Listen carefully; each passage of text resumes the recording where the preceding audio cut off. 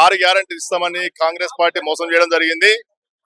ఆ మోసం తెలంగాణ ప్రాంతం మొత్తం మోసపోయింది. ఈ రోజు బై ఎలక్షన్ జూబ్లీహిల్స్ ఈ ఎలక్షన్ లా ఓడగొడితేనే కాంగ్రెస్ పార్టీకి ఒక బుద్ధి చెప్పినట్టయితది. ఎందుకంటే కేసీఆర్ చేసిన సంక్షేమ పథకాలు కానీ అభివృద్ధి కార్యక్రమాలకు మించి వాగ్దానాలు చేసింది కాబట్టి ఏమన్నా మేలైతే ఉద్దేశంతో ఓటేయడం జరిగింది. అందుకనే ఈయన చేసిన అరాచకాలు కానీ మోసపూరితమైన హామీలను కానీ 6 గ్యారంటీలను ఏ విధంగా అయితే అమలు చేయలేడో అదే విధంగా నిన్న మొన్న బీసీ కామారెడ్డి డిక్లరేషన్ ప్రకారం 42% బీసీల రిజర్వేషన్ ఇస్తామని చెప్పి మోసం చేయడం జరిగింది. అయినా ఈ కాంగ్రెస్ పార్టీల మోసపూరితమైన వాగ్దానాలు మోసాలు చేసిన అలవాటు కాబట్టి ఇంత పెద్ద ఎత్తున మోసాలు చేస్తారని చెప్పి ఎవరైనా ఊహించలేరు. అందుకని ఈ రోజు బై ఎలక్షన్ జరుగుతుందంటే తెలంగాణ ప్రజలకు మంచి జరిగినట్టే.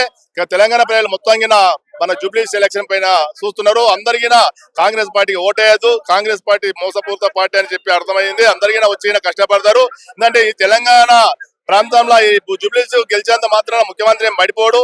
ఇలా గెలవకపోతే మన తెలంగాణ ప్రజలకు నష్టం జరుగుతుంది అనే ఉద్దేశంతో ప్రతి ఒక్కరు కష్టపడి పనిచేస్తారు.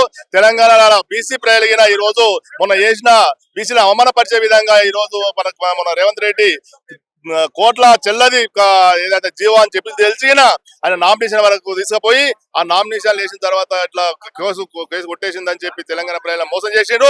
గతంలో జరిగిన విధంగా కానీ లేకపోతే బీసీలను ఓసీలను సీట్లు సర్దుబాటు చేసి జరపమంటే కోర్టు ఆర్డర్స్ అయినా నేను సుప్రీం కోర్టు పోతా అంటుండే తెలంగాణలో కాంగ్రెస్ పార్టీ గెలిచేటువంటి సత్తా లేదు, కాంగ్రెస్ పార్టీ గెలవదని చెప్పి రేవంత్ రెడ్డికి తెలిసిపోయింది.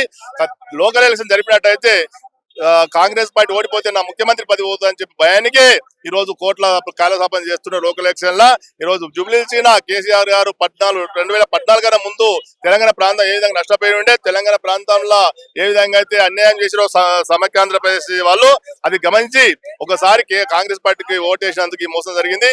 ఇప్పుడు జూబ్లీహిల్స్ ఎలక్షన్ మంచి మెజారిటీతోని మన గోపీనాథ్ వాళ్ళ మిసెస్ సునీతను అత్యధిక మెజారిటీతో గెలిపిస్తామని చెప్పి వాళ్ళు కంకణం కట్టుకొని జూబ్లీహిల్స్ అందరూ ఏకమై మంచి 56,000 మెజారిటీతో గెలిపిస్తారని చెప్పి తెలియజేసుకుంటున్నారు.